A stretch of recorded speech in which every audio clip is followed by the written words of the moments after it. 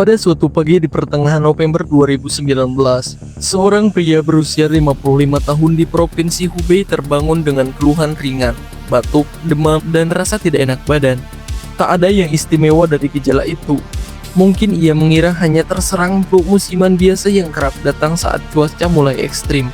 Namun, tanpa disadari, tubuhnya sedang menjadi rumah bagi sesuatu yang belum pernah dikenal dunia sebelumnya. Sejak saat itu, catatan medis di Hubei mulai memperlihatkan pola ganjil. 1 hingga 5 kasus baru muncul setiap harinya dengan gejala serupa yang membingungkan para tenaga medis. Dunia masih berjalan seperti biasa. Belum ada alarm yang berbunyi, belum ada berita yang tersebar.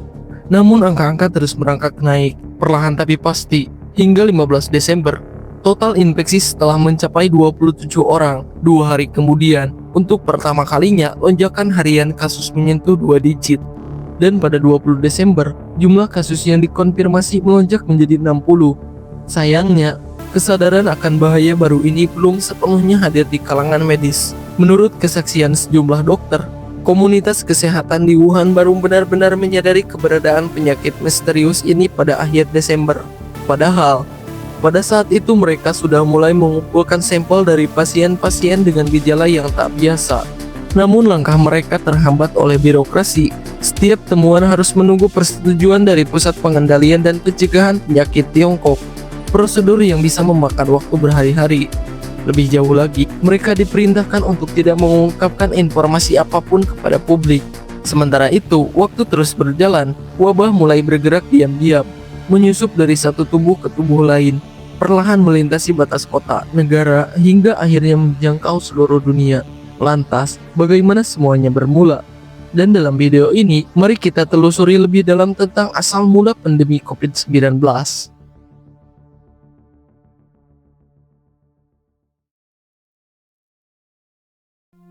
Tanggal 17 November 2019 tercatat sebagai momen awal ketika seorang pria berusia 55 tahun di Provinsi Hubei diduga menjadi kasus pertama terinfeksi virus corona jenis baru. Namun, pada saat itu tidak ada yang benar-benar menyadari bahwa sebuah wabah tengah tumbuh.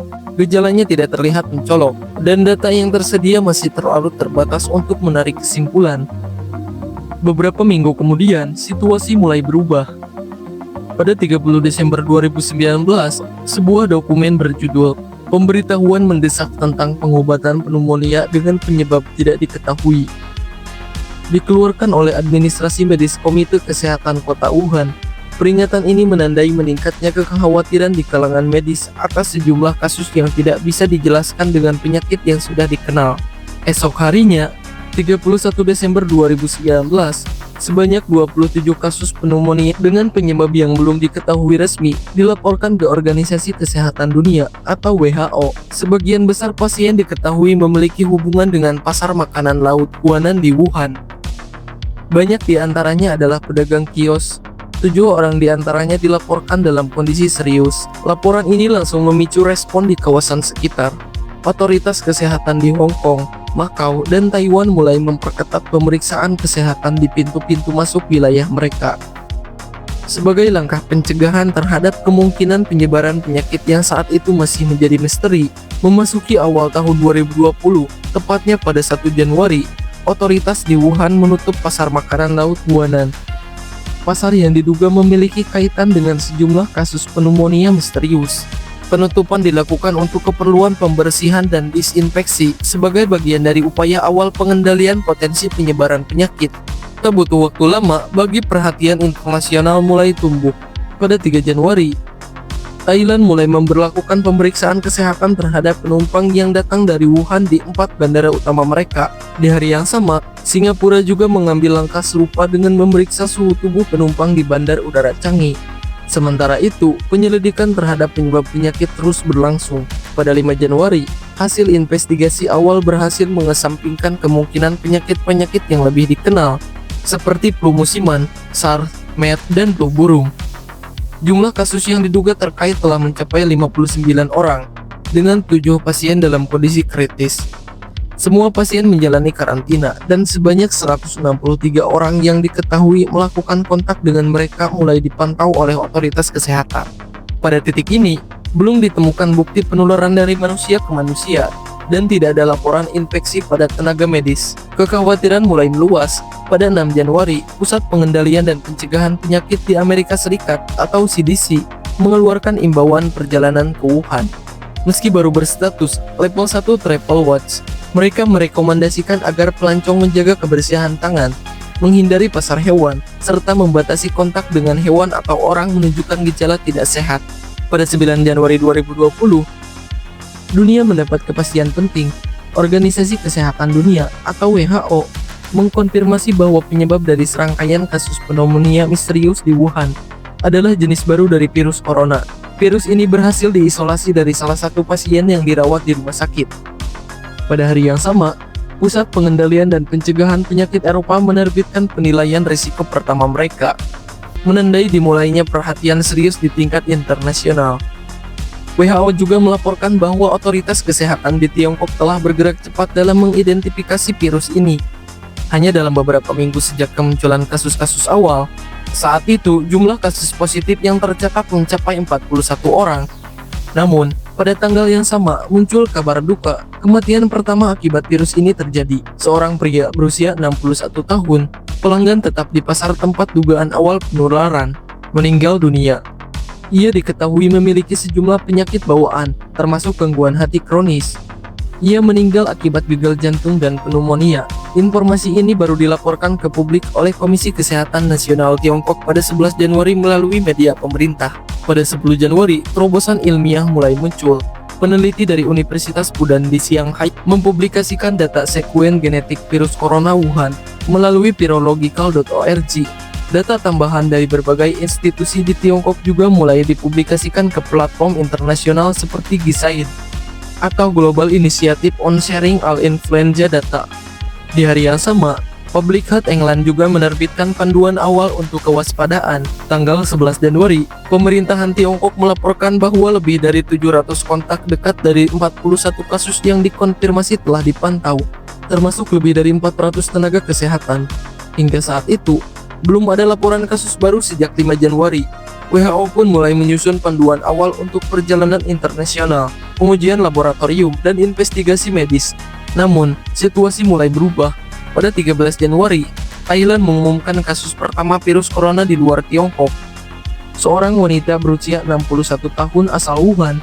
Menariknya, pasien ini tidak mengunjungi pasar Huanan, namun sempat mendatangi pasar lain sebelum terbang ke Bangkok pada 8 Januari. Di hari yang sama, CDC Amerika Serikat juga mengumumkan bahwa genom virus telah dimasukkan ke dalam basis data Genbank milik Institut Kesehatan Nasional AS. Dan pada 14 Januari muncul petunjuk baru. 2 dari 41 kasus di Wuhan diketahui berasal dari pasangan suami istri. Temuan ini mulai menguatkan dugaan bahwa virus baru bisa menular dari manusia ke manusia. Tanggal 15 Januari 2020, korban jiwa kedua dilaporkan. Seorang pria berusia 69 tahun meninggal di Tiongkok, menandai bahwa virus ini mulai menunjukkan dampaknya semakin serius. Pada hari yang sama, WHO menerbitkan protokol pengujian diagnostik resmi untuk virus baru ini. Protokol tersebut dikembangkan oleh tim virologi dari Rumah Sakit Carrier di Jerman, memberikan panduan teknis penting bagi laboratorium di seluruh dunia untuk mendeteksi virus. Keesokan harinya, 16 Januari, Jepang melaporkan kasus pertamanya. Seorang pria Tiongkok berusia 30 tahun dinyatakan positif terinfeksi 2019 nCoV setelah menjalani perawatan di rumah sakit antara 10 hingga 15 Januari. Ia tidak pernah mengunjungi pasar Huanan, namun diduga memiliki kontak dengan orang yang sudah terinfeksi di Wuhan. Jumlah kasus pun mulai bertambah cepat. Pada 17 Januari, Thailand mengumumkan kasus keduanya, seorang perempuan berusia 74 tahun yang baru tiba dari Wuhan. Di Tiongkok, angka kasus yang dikonfirmasi naik menjadi 45. Keesokan harinya, 18 Januari, Tiongkok melaporkan 17 kasus baru, 3 diantaranya dalam kondisi kritis.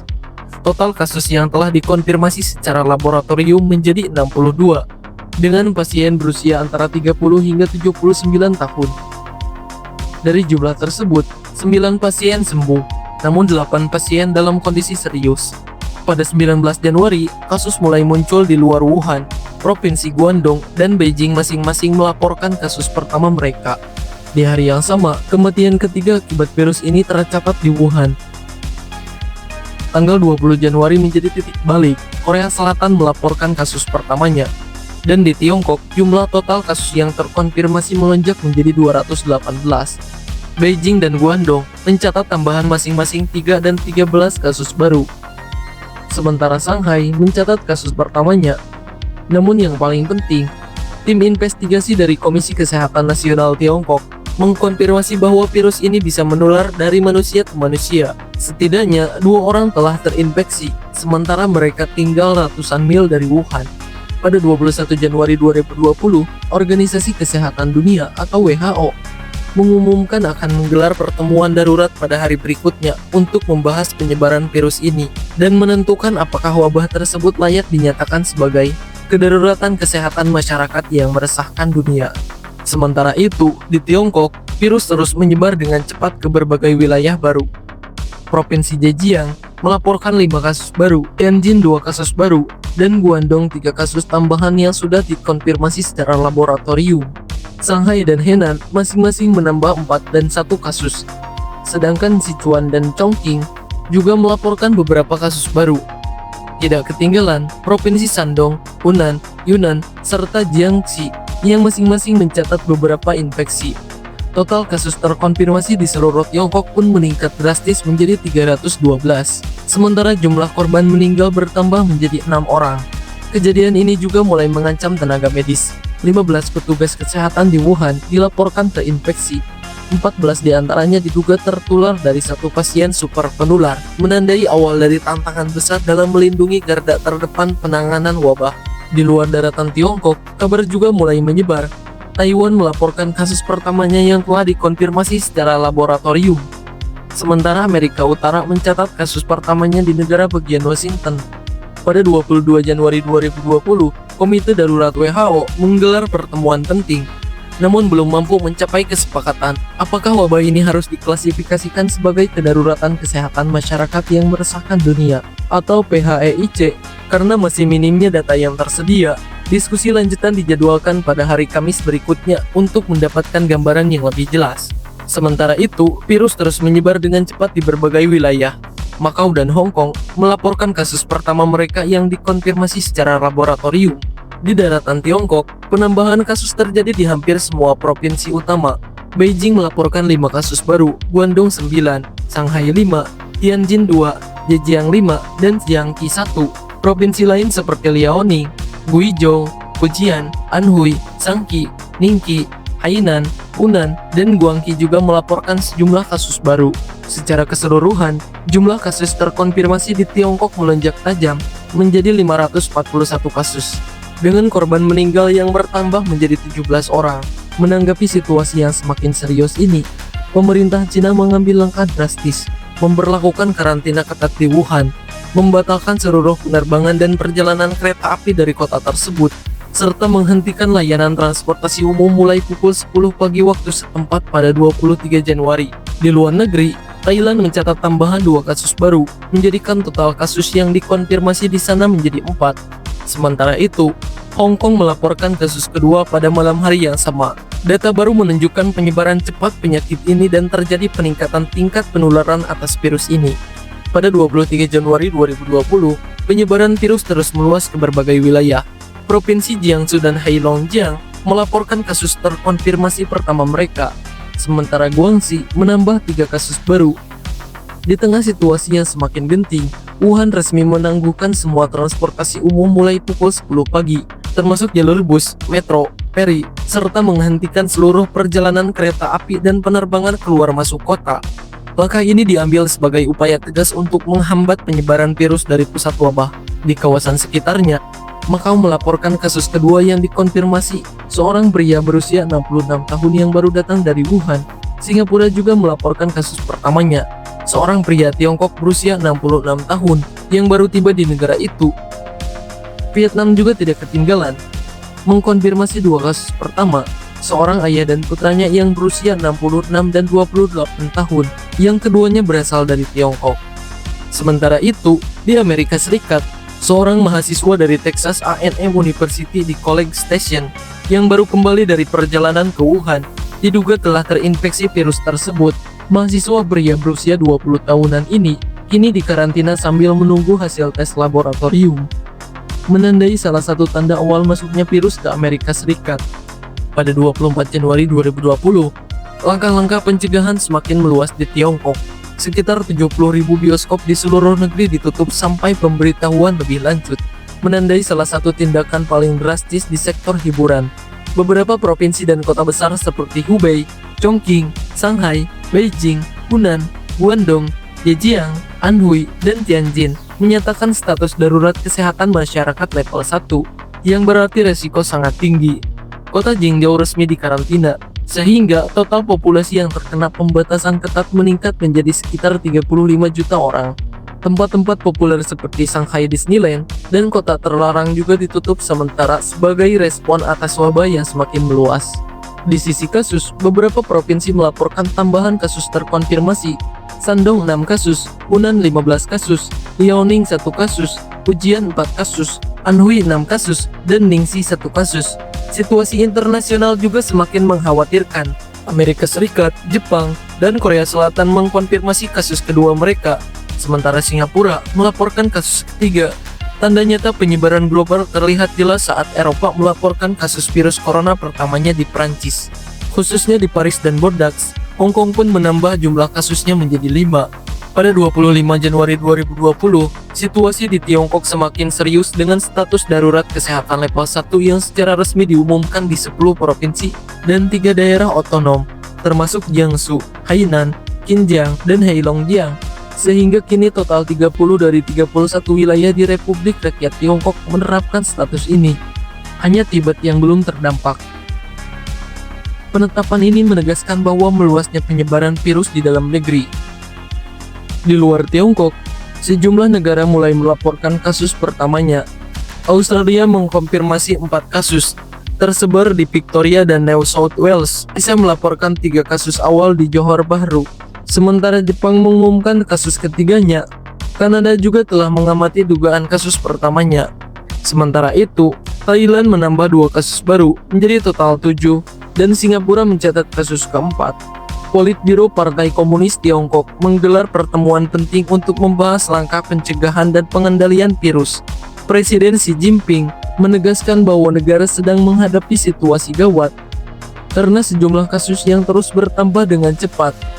Respon serupa juga muncul di Hong Kong, yang menyatakan status keadaan darurat, mengumumkan penutupan sekolah hingga 17 Februari, serta menutup sementara Hong Kong Disneyland dan Ocean Park. Pada 26 Januari 2020, Shanghai melaporkan kasus kematian pertamanya. Seorang pria berusia 88 tahun yang meninggal akibat virus tersebut. Di Amerika Serikat, kasus ketiga dan keempat dikonfirmasi. Keduanya berasal dari California. Sementara itu, Macau menambah 3 kasus baru, sehingga total kasus yang dikonfirmasi di sana mencapai 5. Hong Kong juga melaporkan 3 kasus baru, sehingga total menjadi 8 kasus. Di Thailand, kasus ke-8 dikonfirmasi, dan dari 5 pasien yang pernah dirawat, 1 sudah dinyatakan sembuh. Namun masih ada 39 kasus dugaan yang menunggu konfirmasi lebih lanjut. Esok harinya, 27 Januari 2020, Mongolia mengambil langkah tegas dengan menutup perbatasannya dengan Tiongkok, menunda pembukaan sekolah hingga 2 Maret, dan membatalkan semua pertemuan publik sebagai upaya pencegahan. Wuhan menangguhkan layanan visa dan paspor untuk warga Tiongkok sampai 30 Januari. Di luar Asia Timur, Kanada mengumumkan kasus pertamanya dan beberapa kasus dugaan sedang dalam pengawasan. Australia mencatat kasus kelima dan tengah memantau 5 dugaan kasus lainnya. Sementara itu, Sri Lanka mengkonfirmasi kasus pertamanya, seorang wanita asal Tiongkok berusia 43 tahun, dan Kamboja juga melaporkan 1 kasus. Singapura mencatat kasus kelima, seorang warga negara Tiongkok yang tiba dari Wuhan pada 18 Januari dalam upaya mengatasi penyebaran virus. Malaysia dan Filipina menghentikan pemberian visa bagi warga Wuhan. Indonesia, Amerika Serikat, dan Inggris Raya turut memberlakukan travel advisory atau peringatan perjalanan bagi warganya yang hendak ke Tiongkok. Pada 28 Januari 2020, Thailand melaporkan tambahan 6 kasus baru, sehingga total pasien yang terinfeksi di negara tersebut menjadi 14 orang. Untuk mengantisipasi penyebaran lebih luas, otoritas Thailand mulai melakukan pemeriksaan suhu dan kesehatan terhadap seluruh wisatawan yang datang dari Tiongkok. Di Singapura, 2 kasus baru juga dikonfirmasi, menjadikan total infeksi menjadi 7 kasus. Sementara itu, Jepang mengumumkan 3 kasus tambahan, sehingga kasus pasien yang terkonfirmasi di Jepang meningkat menjadi 7 orang. Salah satu dari pasien tersebut adalah seorang sopir bus wisata yang belum pernah mengunjungi Wuhan, namun pernah mengemudikan rombongan wisatawan dari Wuhan pada awal Januari. Di Jerman, kasus pertama virus corona sebelumnya dilaporkan terjadi pada seorang warga negara yang tidak pernah bepergian ke Tiongkok. Setelah itu, Jerman mengonfirmasi 3 kasus tambahan. Semuanya merupakan rekan kerja dari pasien pertama tersebut. Taiwan melaporkan kasus ke-8, yaitu sebuah pasangan yang merupakan kontak dari pasien lain yang baru saja kembali dari Tiongkok. Kasus ini menjadi tanda pertama adanya penularan virus secara lokal di Taiwan.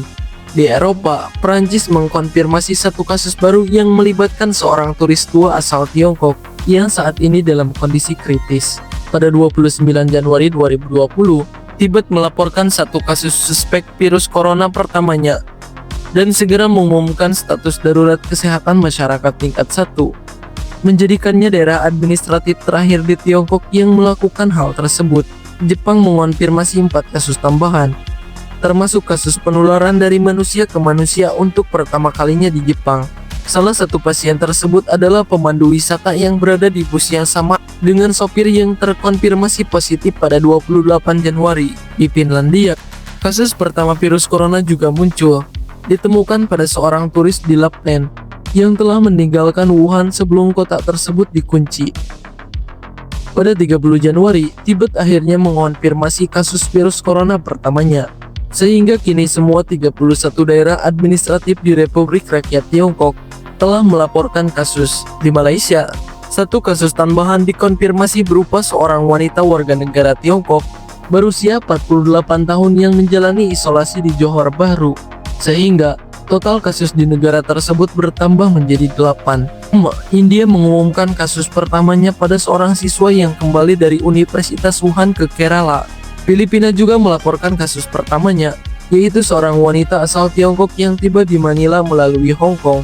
Amerika Serikat mengonfirmasi kasus ke-6-nya, yang sekaligus menjadi kasus pertama penularan dari manusia ke manusia di Amerika Serikat, yang terjadi pada pasangan di Chicago. Pada hari itu juga, WHO mengumumkan rencana menggelar rapat komite darurat untuk mempertimbangkan kembali status darurat kesehatan global.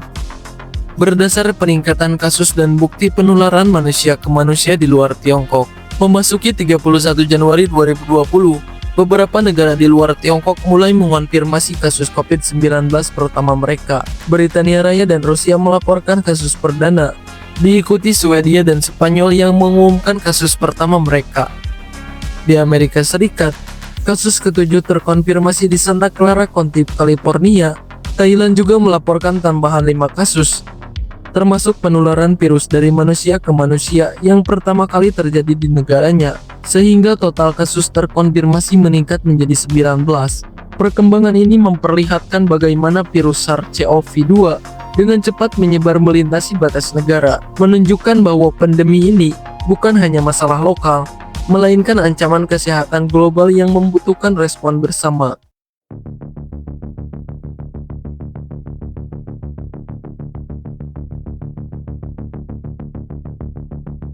Pandemi COVID-19 sendiri, yang semula berasal dari kasus pertama seorang pria, virus yang awalnya hanya terbatas di kota Wuhan, kemudian meluas secara eksponensial, krisis kesehatan yang mempengaruhi hampir seluruh negara di dunia. Proses penyebaran ini tidak terjadi secara tiba-tiba, melainkan melalui berbagai tahapan yang dipengaruhi oleh dinamika sosial, keterbatasan sistem kesehatan, serta hambatan komunikasi dan birokrasi. Kurangnya informasi awal dan kesiapan sistem kesehatan di banyak negara menyebabkan respon yang terlambat, yang kemudian mempercepat penyebaran virus. Namun, pandemi ini juga menjadi titik balik penting bagi dunia dalam memperkuat kesiapsiagaan menghadapi krisis kesehatan. Kolaborasi intens antara ilmuwan, tenaga medis, Pemerintah dan masyarakat global menunjukkan bahwa respon cepat dan transparan, disertai kerjasama internasional, adalah kunci utama dalam menekan penyebaran virus. Lebih dari sekedar tantangan medis, pandemi ini juga menegaskan urgensi penguatan infrastruktur kesehatan publik dan peningkatan sistem kewaspadaan dini sebagai fondasi mitigasi risiko di masa depan. Selain itu, solidaritas sosial dan kepatuhan masyarakat terhadap protokol kesehatan terbukti menjadi elemen vital dalam mengendalikan pandemi, sekaligus menjadi pijakan penting dalam pembangunan sistem kesehatan yang lebih tangguh dan responsif, setidak-tidaknya untuk meminimalkan dampak krisis serupa di masa yang akan datang.